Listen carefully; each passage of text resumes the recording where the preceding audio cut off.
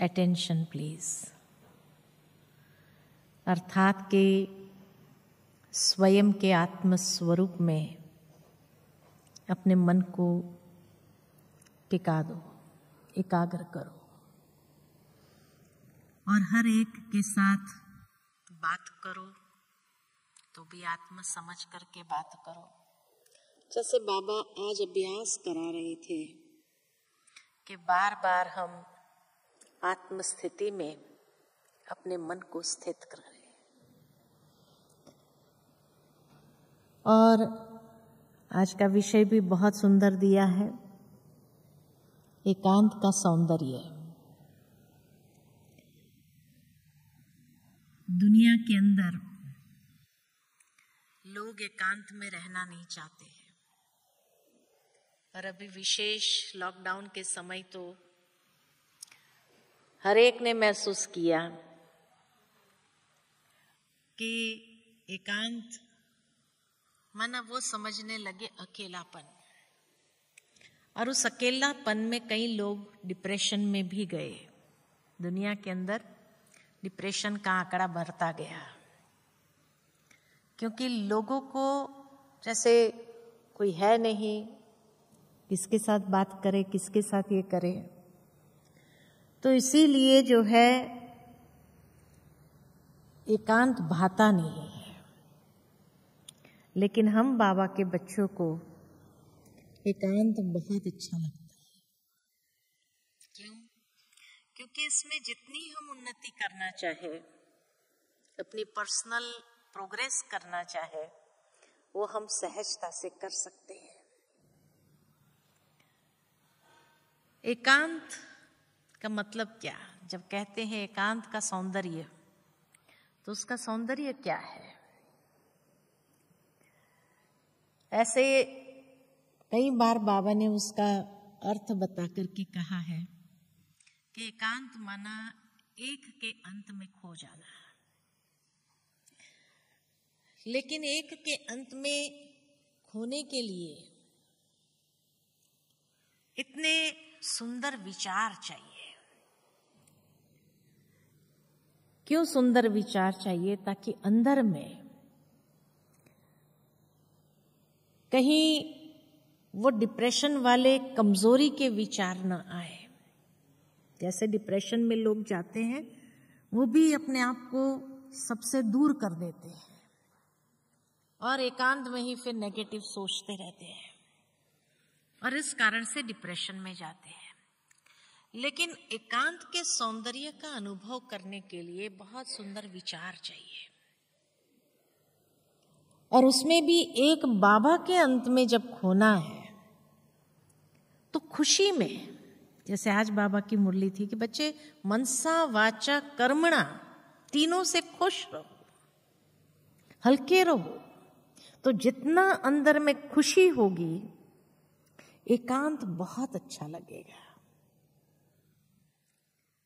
खुशी वाले संकल्प हो, खुशी खुशी से जब बाबा के याद में हम समाते हैं, तो जैसे उसका आनंद अलौकिक होता है। इसीलिए ये एकांत का सौंदर्य अनुभव करने के लिए सबसे पहले खुशी के आधार पर आनंद की स्थिति में अपने आप को स्थित करना। उस आनंद से ही नींद नहीं आएगी, नेगेटिव विचार नहीं चलेंगे, और सहजता से हम उसमें समा जाएंगे। बाबा की याद में भी बहुत अंदर में मजा आएगा। दुनिया में जब ऋषि मुनियों ने एकांत का अनुभव किया, अगर उसका एक विजुअलाइजेशन में आपके दिमाग में उत्पन्न करने के लिए कहूं, तो क्या अनुभव होगा? क्या विजुअलाइजेशन, क्या चित्र आपके सामने आएगा? एक ऋषि मुनि एकांत में बैठा है, क्या विजुअलाइजेशन करेंगे? कहाँ बैठा होता है? गुफा में बैठा होता है या हिमालय पर बैठा होता है, ऐसे ही एक पिक्चर सामने आता है। तो बाबा भी हमें कहते हैं कि तुम्हें एकांत का अनुभव करने के लिए गुफा में बैठ जाना है, हमारी गुफा कौन सी है? हाँ, भीतर जाना आत्मा के ये भ्रुकुटी की गुफा है। और इसीलिए हमें कहीं बाहर जाने की जरूरत नहीं है, क्योंकि हमारा एकांत अंदर में है। और जितना आत्मा के उस भ्रुकुटी के मध्य की गुफा में हम अपने आप को ले चले, और गुफा में जब बैठते हैं तो एकदम साइलेंस, जैसे लोग जब हिमालय पर चले जाते हैं तपस्या आदि करने के लिए, एकांत में बैठ जाते हैं, अर्थात हर प्रकार के आवाज से दूर हो जाना। लेकिन अगर अंदर में बहुत आवाज हो तो क्या करेंगे? अंदर में ही व्यर्थ संकल्पों का आवाज हो तो क्या करेंगे? कहां जाएगा व्यक्ति? इसीलिए बाबा कहते हैं तुम्हें फिजिकली, शारीरिक रीति से कहीं पर भी दूर जाने की जरूरत नहीं है, कोई हिमालय में जाने की जरूरत नहीं है, लेकिन हम अपने मन को भीतर ले जाएं और उस भ्रुकुटी की गुफा में, जैसे साइलेंस में, लेकिन साइलेंस भी कैसी? खुशी वाली साइलेंस, आनंद वाली साइलेंस, जिसको कहा जाता है स्वीट साइलेंस। एक है डेड साइलेंस। हमें डेड साइलेंस में नहीं बैठना है, हमें स्वीट साइलेंस में बैठना है। बहुत मीठी वो अवस्था हो अंदर की, खुशी की अवस्था हो, आनंद वाली अवस्था हो, उसको कहते हैं स्वीट साइलेंस। तो उस गुफा में अंदर जाना है और उस समय मन को एकाग्र करना है बाबा के उस स्वरूप पर।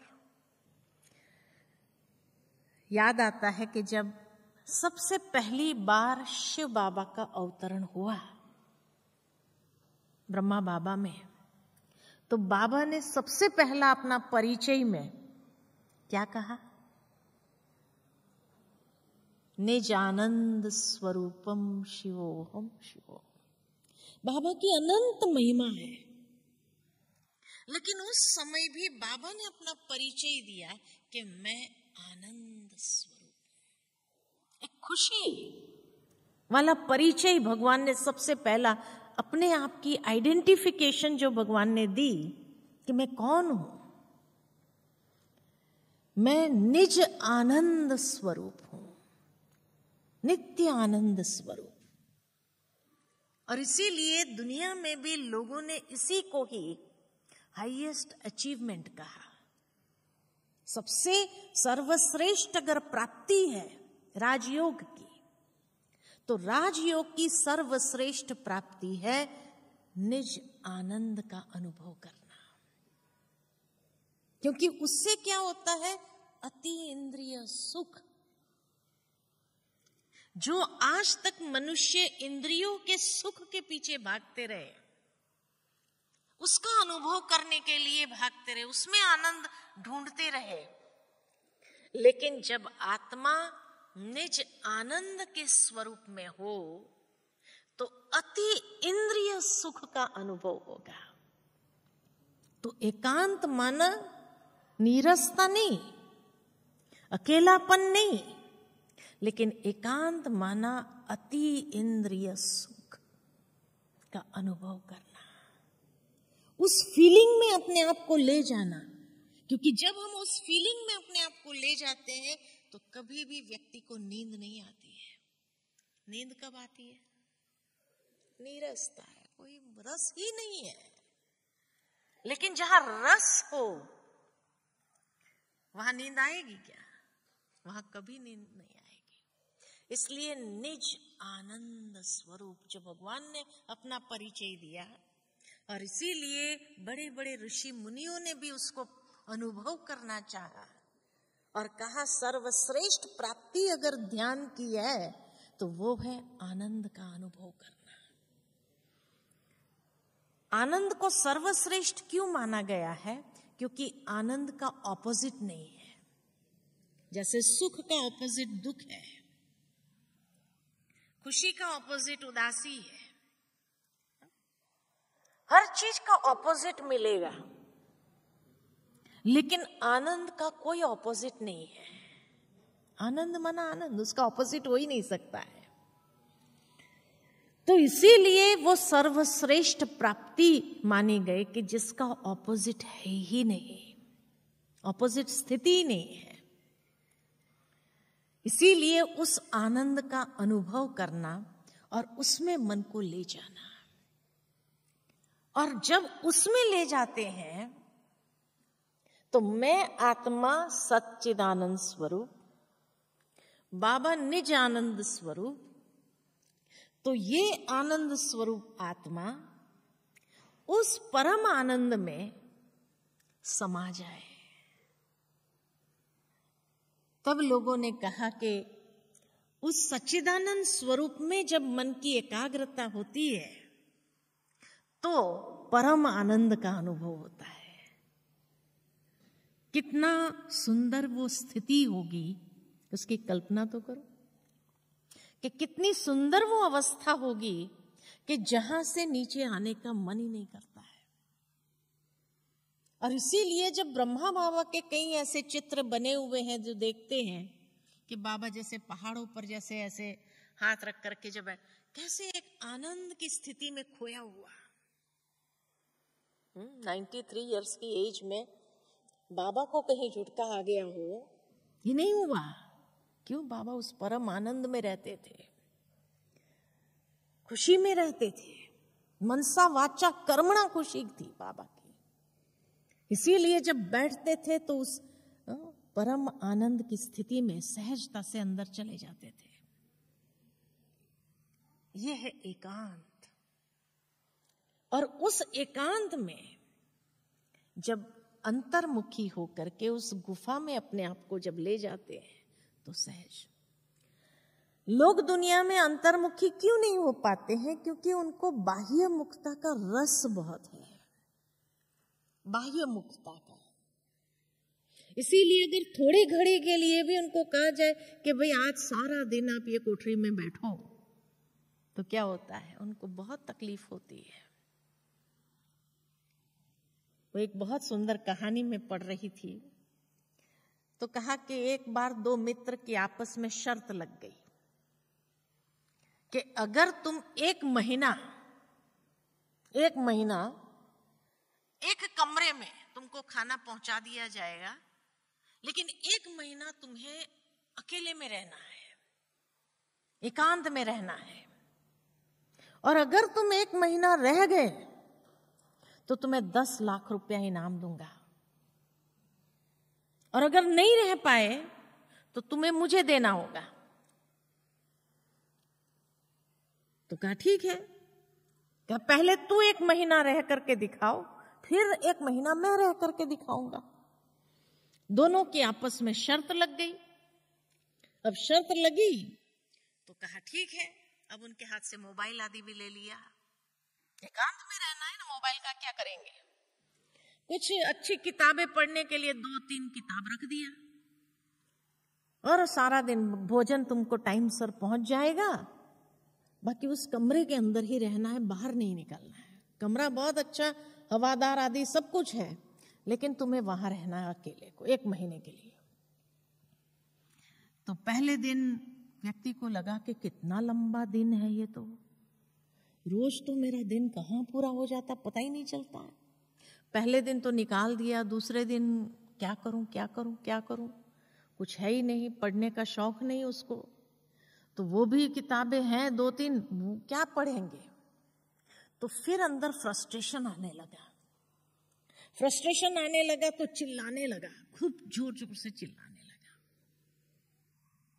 फिर कहा मेरी 2 दिन में ये हालत हो रही है, नहीं 10 लाख तो लेना ही है मुझे, कैसे भी करके 10 लाख, वो प्राप्ति जो है ना, उस प्राप्ति के कारण फिर चुप होकर के बैठ जाए, कोई बात नहीं, निकाल देंगे। लेकिन फिर उसको अंदर में जैसे बहुत अंदर में फ्रस्ट्रेशन आता था, बहुत अपने कपड़े ही फाड़ना चालू कर दिया। कुछ तो इंसान करे, एकांत में बैठना है, क्या करेगा? एकांत व्यक्ति को भाती नहीं। आखिर 8-10 दिन तो उसके बहुत मुश्किल गए और उसको 10 लाख नहीं चाहिए, 10 लाख मुझे, मैं ऐसे ही मर जाऊंगा, मुझे 10 लाख मिलने ही नहीं है, छोड़ दो। लेकिन फिर आता था नहीं नहीं, इतना जब 10 दिन निकाल दिया और भी निकाल दूंगा, कोशिश करता हूं, अभी और 20 दिन ही रहे हैं, एक दिन गिनती करता गया, ऐसे 10 लाख तो मिल जाएगा ना। और फिर 10 दिन के बाद धीरे धीरे धीरे धीरे उसका मन शांत होने लगा, शांत होने लगा एकदम। और शांत होते होते होते जैसे आत्मा स्वरूप का अनुभव किया उसने। जब शांति में बैठ गया, भगवान को याद करूं, ध्यान करूं, ऐसे करके ध्यान करना शुरू किया। और एक ऐसी डिवाइन रियलाइजेशन उसको मिली कि उसको फिर वो एकांत इतना भाने लगा, इतना भाने लगा, इतना अच्छा आनंद का अनुभव करने लगा। क्योंकि व्यक्ति सोएगा तो कितना सोएगा, फिर तो नींद भी नहीं आती है। तो धीरे धीरे वो खुशी में रह करके, क्योंकि उसका सारा फ्रस्ट्रेशन का जो था वो फेज खत्म हो गया, उस फेज से गुजर गया। और उस फेज के बाद जो है उसको लगा कि नहीं, मुझे ध्यान करना है। ध्यान करना आरंभ किया उसने, और धीरे धीरे उसमें आनंद की स्थिति का अनुभव करने लगा। सारा दिन कोई काम नहीं होता था तो नींद जल्दी खुल जाती थी, तो जैसे ब्रह्म मुहूर्त में उठता था। कमरा तो हवादार था ही था, तो खिड़की आदि खोल देता था और सुबह सुबह ध्यान करता था। मन इतना शांत हो गया उसका, खुशी का अनुभव होने लगा, जैसे कि फ्लोट हो रहा है, उड़ रहा है, ऐसा महसूस करने लगा। 25वें दिन उसको रियलाइजेशन हुआ, इतनी अनमोल चीज मैंने प्राप्त किया, इतना अनमोल अनुभव मैंने जीवन में प्राप्त किया, इसके आगे 10 लाख क्या है, कुछ भी नहीं है। और 29वें दिन उसने अपने मित्र को पत्र लिखा कि भाई तूने जो मेरे को ये शर्त में, भले 10 लाख का एक लालच दे करके तुमने जो मुझे अनुभव दिया है, इतना अनमोल अनुभव, कि अभी इसके बाद मुझे लगता नहीं है कि मैं वापस उस संसार में जाऊं, लेकिन मैं इसी आनंद की अनुभूति में रहना चाहता हूं। और इसीलिए मुझे वो पैसे भी नहीं चाहिए, वो तुम रख लेना, और मैं जा रहा हूं आगे इसी स्थिति में जीवन गुजारने के लिए। इतनी अनमोल चीज होती है ये। उसका मित्र इधर टेंशन में, क्योंकि उसके पास 10 लाख थे ही नहीं, उसको इकट्ठा कैसे करूं, कैसे दूं, किस तरीके से दूं, क्या उसको बताऊं, उस टेंशन में था। लेकिन जब वो 30वें दिन आया तो उसने देखा घर खाली करके वो चला गया था, और एक चिट्ठी वहां रख के गया था कि तुमने 10 लाख से भी अनमोल चीज मुझे दे दिया, इसके आगे मुझे और कुछ नहीं चाहिए। बाबा भी हम बच्चों से ये अनुभव करवाना चाहते हैं, और उसके लिए आवश्यकता है। इसलिए कहा जाता है कि एकांत अकेला नहीं होता है, एकांत के आगे 3 चीजें और होती है। और 3 चीजें कौन सी? तो पहली है इकोनॉमी, इकोनॉमी, फिर है एक नामी, तीसरी है एकाग्रता, और चौथी है एकांत प्रिय। तो पहली जो इकोनॉमी है, इकोनॉमी अर्थात हम अपने व्यर्थ के विचारों की इकोनॉमी करें, व्यर्थ के विचारों को समाप्त करें, अपने विचारों को वेस्ट न जाने दे, उसकी इकोनॉमी करें। इतना सुंदर खजाना बाबा ने संकल्पों का हमें दिया है, ये संकल्पों के खजाने की इकोनॉमी चाहिए। और जो ये इकोनॉमी कर सकता है, वेस्ट वाचा, वेस्ट संकल्प, वेस्ट जो है एनर्जी जो हमारी जा रही है, कलयुग के अंदर तो मनुष्य की बहुत वेस्ट जाती है, लेकिन ब्राह्मण बनने के बावजूद भी कभी कभी वो पुराने संस्कार इस तरह से इमर्ज होने लगते हैं कि रियलाइज नहीं होते, और जब रियलाइज होते तो फिर से हम अपने आप को सावधान कर देते हैं। तो पहले पहले चाहिए कि अपनी जो एनर्जी है उसका हम बचत करते जाए, उसकी हम इकोनॉमी करें, संकल्पों के खजानों की, एनर्जी की, ऊर्जा जो है उस ऊर्जा को एकत्रित करें। दूसरा, एक नामी, अर्थात एक परमात्मा से ही सर्व संबंधों का अनुभव करना है। इसीलिए एकांत के साथ हमेशा एकांत प्रिय कब होते हैं कि जब हमारे सर्व संबंध एक बाबा के साथ, एक के प्रिय होंगे हम, एक शिव बाबा के प्रिय बन जाए तो एक नामी, तो बुद्धि का जो भटकाव है बाहर की दुनिया के अंदर, वहां से उसको मोड़ करके एक नामी, फोकस बहुत जरूरी है। और जब ऐसा हम बाह्य दुनिया के तरफ से बुद्धि को समेट करके एक बाबा में एकाग्र करते हैं, तब एकाग्रता धीरे धीरे बढ़ने लगती है और उस एकाग्रता से वो एकांत प्रिय, वो इतनी सुंदर प्रिय अवस्था होने लगती है कि जिस अवस्था में व्यक्ति समाये रहना चाहता है।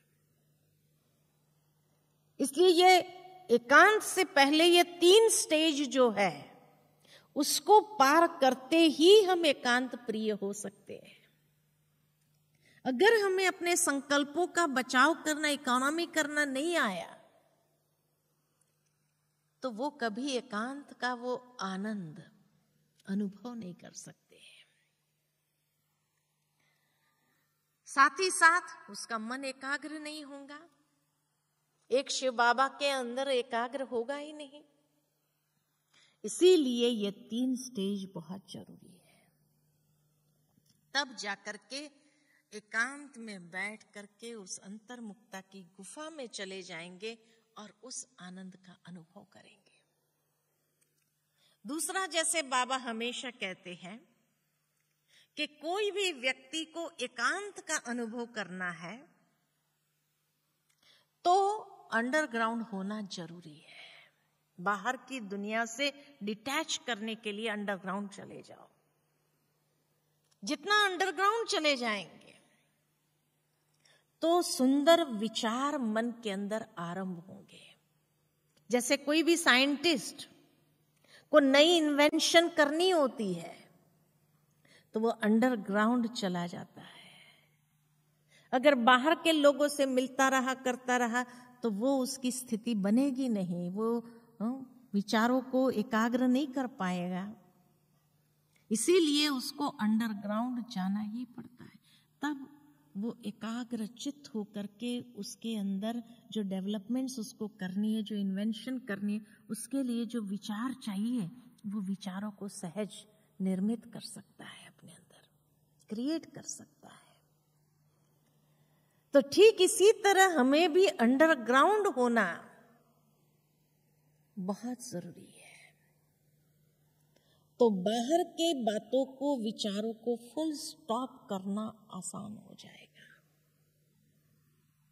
फुल स्टॉप लगा सकेंगे और तब जाकर के मन की एकाग्रता से उस एक के अंत में, शिव बाबा का अंत पाना मुश्किल है क्योंकि उसका अंत कहाँ है पता ही नहीं है। जिस तरह समुद्र का या धरती का तो अंत या आकाश का अंत पाना मुश्किल है, पता ही नहीं है कि इसका अंत कहाँ है। ठीक इसी तरह शिव बाबा का अंत पाना भी मुश्किल है। लेकिन उस अनंत में अपने मन को ले जाते हुए एक क्षण ऐसी आती है जब उस शिव बाबा के विशाल जो स्वरूप है, जो तेज है, उस तेज में हम अपने आप को जैसे बाबा के प्रेम में अपने आप को समा सकते हैं। तो इसीलिए जो बाबा की आज जो दूसरी महिमा थी, एक तो ज्ञान का सागर, दूसरा बाबा ने क्या प्रेम का सागर। कल भी बाबा की मुरली चली थी, प्रेम का सागर, प्यार का सागर बनो। तो एकांत प्रिय होने के लिए उस प्रेम के सागर में बाबा के साथ इतना गहरा प्यार हमारा हो, तब उस एकांत प्रिय हम सहजता से बन सकते हैं और उसका अनुभव कर सकते हैं। तीसरी बात कि एकांत प्रिय होने के लिए आवश्यकता है एक बेहद की वैराग्य वृत्ति। जितना बेहद की वैराग्य वृत्ति है, तभी एक रियल तपस्या का जो तपस्या की दृढ़ता है वो आरंभ होती है। इसीलिए बाबा कहे कि तुम बच्चों को तपस्या करनी है, लेकिन तपस्या का आधार है बेहद की वैराग्य वृत्ति। बिना बेहद की वैराग्य वृत्ति के तपस्या हो ही नहीं सकती है। रियल तपस्या नहीं है। भले कोई भट्ठी में बैठ जाए, सारा दिन भी भट्ठी में बैठ जाए, लेकिन अगर वैराग्य नहीं होगा तो मन से भी दुनिया में घूमता रहेगा। तो इसके लिए बेहद की वैराग्य वृत्ति ऐसी चाहिए कि उस बेहद की वैराग्य वृत्ति से ही हम उस एकांत प्रिय बाबा के प्यार में सहजता से समा सकते हैं। उस प्रिय के अंत को भी पाना सहज हो जाएगा। जो न पाने वाली असंभव है उसको भी पाना सहज हो जाएगा। इसलिए बाबा हम बच्चों को बार बार उस और हमारा ध्यान खिंचवाते हुए कहते हैं कि बच्चे तुम्हें उस बेहद की वैराग्य वृत्ति को ले आना होगा। एक बार हमारी आदरणीय गुलजार दादी से ऐसे ही चिट चैट हो रही थी, तो दादी से हमने कहा कि दादी, बाबा तो कहते हैं कि समय आपके लिए रुका हुआ है, क्योंकि हम बच्चे तैयार नहीं, इसलिए समय विनाश ज्वाला प्रज्वलित नहीं हो रही है, रुका हुआ है। और दूसरी ओर जब हम ब्राह्मणों को देखते हैं, इस ब्राह्मण संसार को देखते हैं, तो वहां ऐसा नजर आता है कि ब्राह्मणों की चाल जिस तरह से है, सतो प्रधानता की तरफ जाने के बजाय कभी कभी लगता है दुनिया के आकर्षणों में जा रहा है। तो क्या फिर कभी विनाश होगा ही नहीं? अगर समय हमारे लिए रुका है, लेकिन हम तैयार होने के बजाय हम दूसरी ओर जा रहे हैं, तो क्या विनाश होगा ही नहीं? क्योंकि मैंने दादी से कहा कि जब बाबा साकार में थे और तभी दादियां, आप लोग ने जो तपस्या की, सतो प्रधानता की तपस्या थी आप लोगों की, वो समय को जल्दी ले आती थी। लेकिन ऐसी तपस्या कहाँ है? ब्राह्मणों के जीवन में तपस्या कहाँ है? तो दादी मुस्कुराकर कहने लगी कि समय तो आएगा और ब्राह्मण ही लाएंगे, लेकिन कोई भी धर्म को 4 अवस्था से गुजरना पड़ता है। ब्राह्मण भी धर्म है। कल की मुरली में हम सभी ने सुना, ब्राह्मणों का घराना नहीं कहा जाता है। घराना राजाई को कहा जाता है, डिनास्टी को कहा जाता है। तो ब्राह्मणों का घराना नहीं है, ब्राह्मणों का कुल है। ब्राह्मण एक धर्म है। तो कोई भी धर्म को 4 स्टेजेस से गुजरना पड़ता है। जैसे देवी देवता धर्म वाली आत्माएं भी 4 अवस्था से गुजरी, हर धर्म वाले को 4 अवस्था से गुजरना पड़ता है। इसी तरह ब्राह्मण भी धर्म है, तो ब्राह्मणों को भी 4 अवस्था से गुजरना ही पड़ता है। इसलिए बाबा के समय वो सतो प्रधानता थी, फिर धीरे धीरे सतो आई, फिर रजो आई, और अब तमो। अभी और भी बहुत कुछ देखना बाकी है। दादी ने कहा अभी तो तमो प्रधानता भी देखेंगे।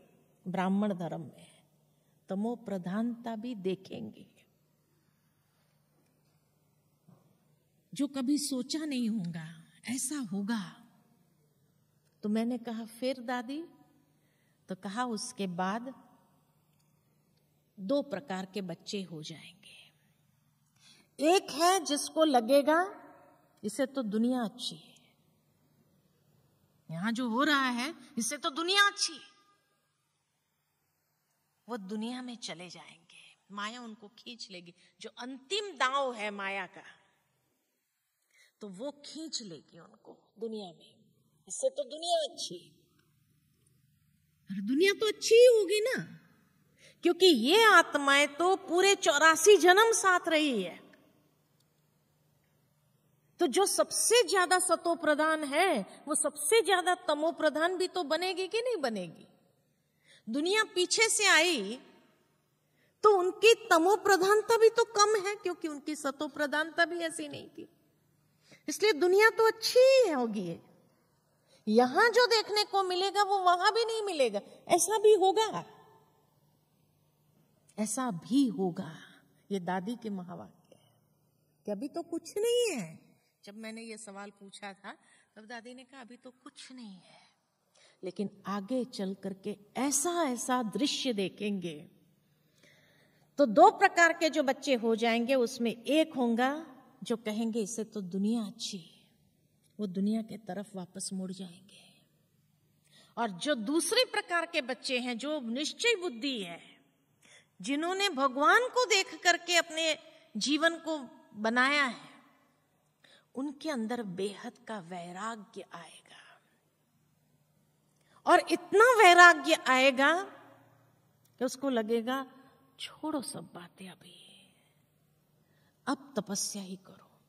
और उस बेहद के वैराग्य से जो तपस्या आरंभ होगी वो रियल तपस्या होगी। अभी जो योग कर रहे हैं ये तपस्या नहीं है, दादी ने कहा। अभी जो योग कर, हाँ इतनी देर विक्रम नहीं कर रहे हैं, लेकिन जो विक्रम भस्म होने चाहिए वो वाला योग भी नहीं है, वो तपस्या नहीं है। क्योंकि तपस्या रियल उसको कहा जाए जो बेहद की वैराग्य वृत्ति से तपस्या आरंभ हो। अभी जो हम कर रहे हैं वो हाँ विक्रम बनता नहीं है, लेकिन जो विक्रम दग्ध होना चाहिए वो भी नहीं है। ठीक है, समय सफल हो रहा है, बाबा को याद करने बैठे हैं, और इसीलिए वो याद साधारण होती है, कभी पावरफुल होती है, कभी साधारण होती है, कभी नींद भी आ जाती है, झुटका भी आ जाता है, ये सब होता है इसमें। तो इसीलिए इसको तपस्या शब्द नहीं कहेंगे। तपस्या तो तब होगी जब रियल में बेहद का वैराग देखने के बाद ये हो रहा है, ऐसा भी होता है, होगा, ऐसा भी होता है, होगा। दादी ने कहा ये सब होगा, लेकिन वही अंदर में एक वैराग्य क्रिएट करेगा कि बस अभी सब बातें छोड़ो, बाबा को याद करो। और उस समय जो एकदम बेहद की वैराग्य वृत्ति से जो याद में बैठेंगे तो एक टिक हो जाएंगे, एकाग्र हो जाएंगे, और उस स्थिति से समय को ले आएंगे। वो आत्माएं समय को, विनाश ज्वाला को प्रज्वलित करेगी। अभी जिस तरीके से चल रहे हैं ये कोई विनाश ज्वाला को प्रज्वलित नहीं करती है। इसीलिए ये सब होना है और उसके लिए तैयार, मानसिक तैयारी चाहिए, क्योंकि अगर नहीं होगी तो क्या होगा? माया खींच के दुनिया में ले जाएगी वापस।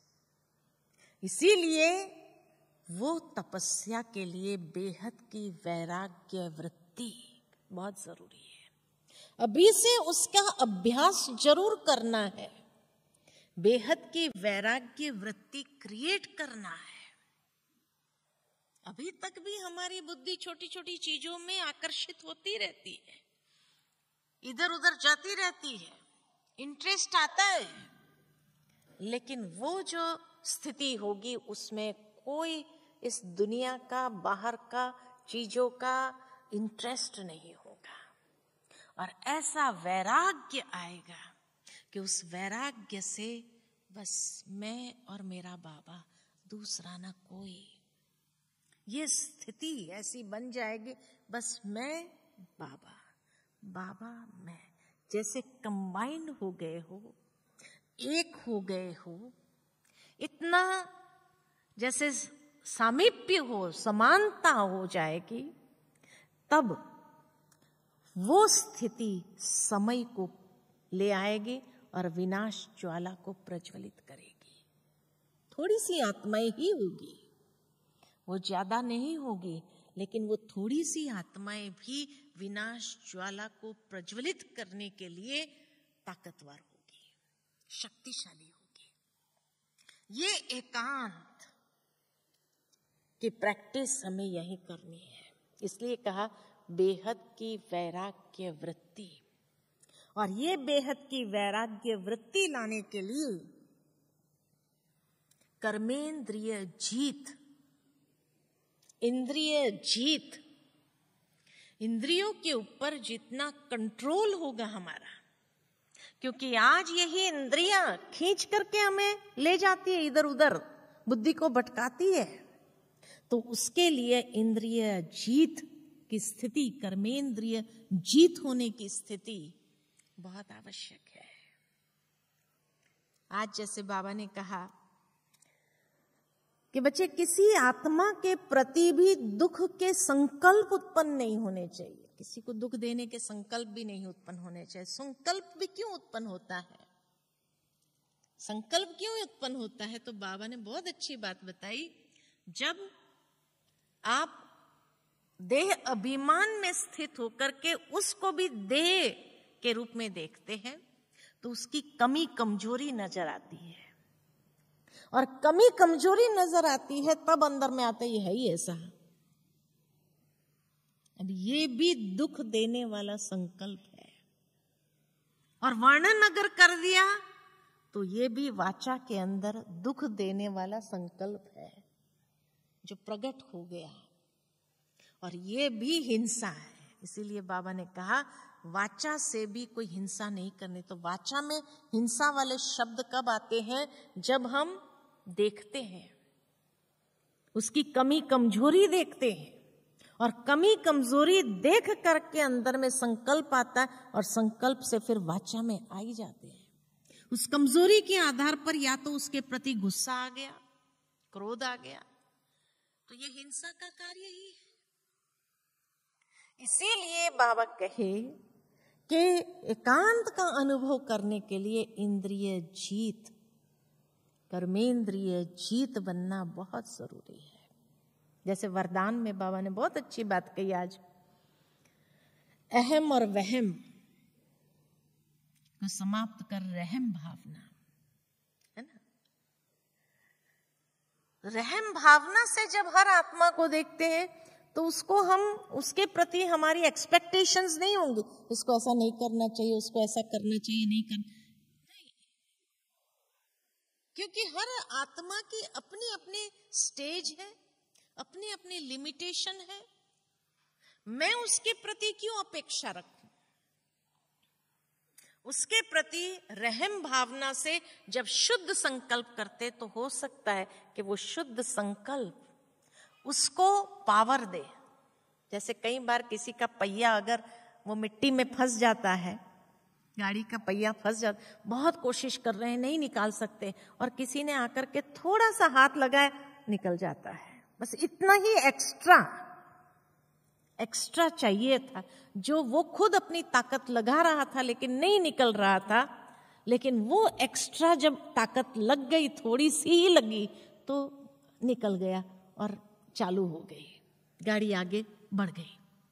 ठीक इसी तरह पुरुषार्थ में भी कभी कभी कोई कमजोरी ऐसी होती है जिसमें फंसे हैं, खूब पुरुषार्थ कर रहे हैं उसमें से बाहर निकलने का, लेकिन उस समय किसी की शुभ भावना, शुभ कामना, रहम के संकल्प प्राप्त, तो वो थोड़ा एक्स्ट्रा जो लगा ना, वो पुरुषार्थ को शायद उस गाड़ा को बाहर निकाल करके, जो फंसा हुआ था उसको निकाल करके चालू कर देगा। तो बस यही दे दो।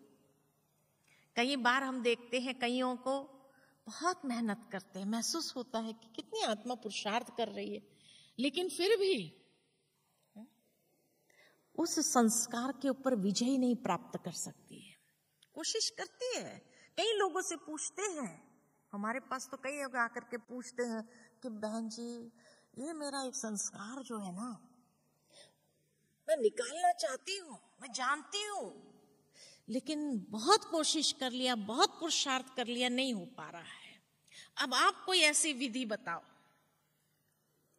तो हम देखते हैं कि कितना व्यक्ति को रियलाइजेशन है, पुरुषार्थ भी करते हैं, लेकिन वो उसको थोड़ा एक्स्ट्रा की जरूरत है।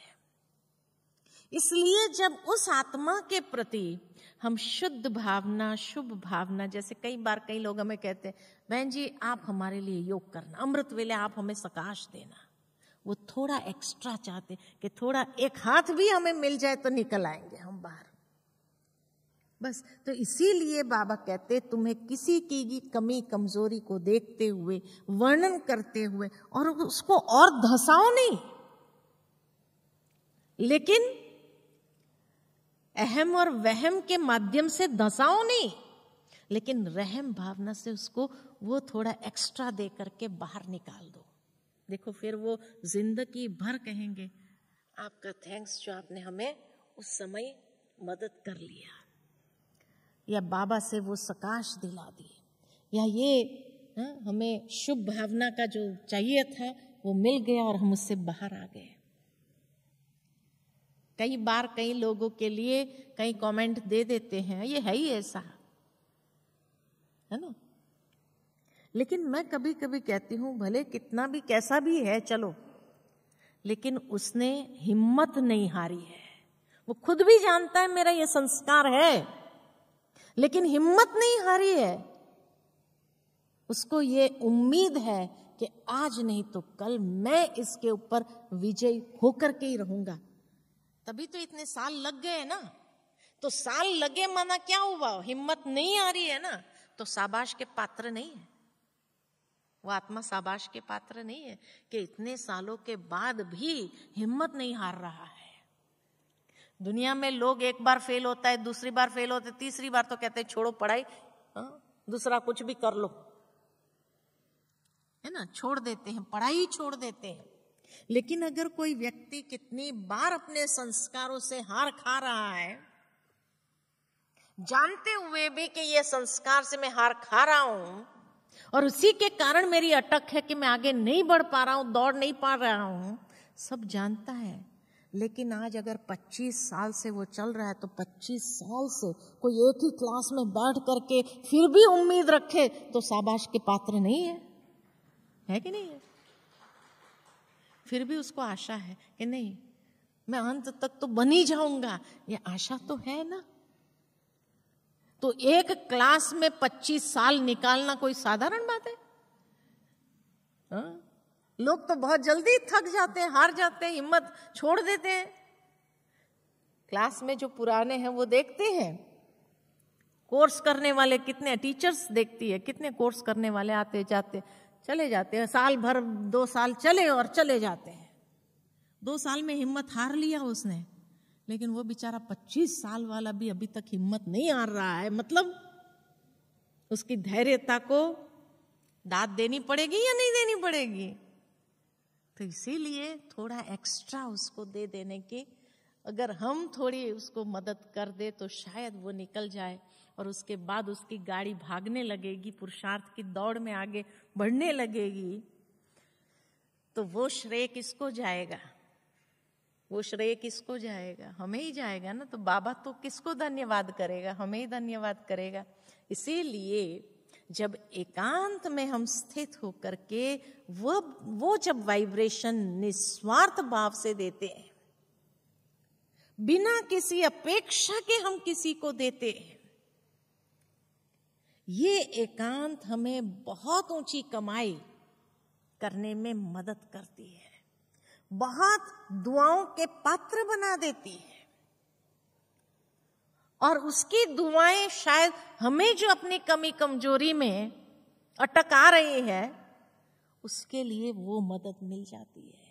वो दुआएं ही हमारे लिए वो एक्स्ट्रा का काम करेगी हो सकता है कि हमें ऐसे एक्स्ट्रा कोई हमारे लिए योग नहीं कर सकता है, लेकिन कम से कम हम जो उसको किसी भी तरीके से मदद करते तो उसकी जो दुआएं हैं वो दुआएं हमारे लिए वो एक्स्ट्रा का काम कर देंगी, और वो एक्स्ट्रा मिल जाएगा तो हम भी बहुत तेज अपनी रेस में आगे भाग करके उस संपूर्णता की मंजिल को अवश्य प्राप्त करेंगे। ठीक है ना। तो इसीलिए बाबा ने हम बच्चों को ये जो कहा है कि एकांत में हमें स्थित होना है, या ये एकांत के सौंदर्य का जो अनुभव करना है वो तभी हम कर सकेंगे कि सचमुच इस एकांत में कितनी ऊर्जा को हम बचाते हैं, कितनी हमारी शक्ति को हम बचाते हैं, और कितनी हमारे अंदर की वो पावर जो है वो पावर काम करती है।